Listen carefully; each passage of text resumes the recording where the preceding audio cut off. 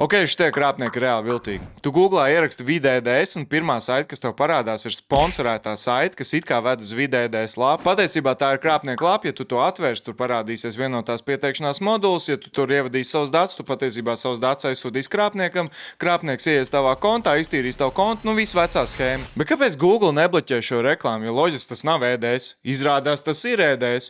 Ja tu atvērsi šo domēnu, uz kura atrodas šī krāpnieku lapa, tad tur būs ēdēs. Ergonomiskā dizaina standarts.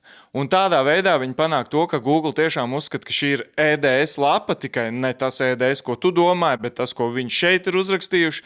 Un tāpēc, kad reklāma ved uz kaut kādu konkrētu saiti zem šī domēna, kur parādās krāpnieku lapa, Google to nepārbauda, viņi vienkārši domā, ka tā ir tā pati ergonomiskā dizaina standarta lapa un viss kārtībā. Tāpēc atceries, nekad nespied uz reklāmām, bet skaties tālāk pie organiskajiem rezultātiem. Vienmēr pievērs uzmanību domēnam, un es ceru, ka tu kaut ko iemācījies.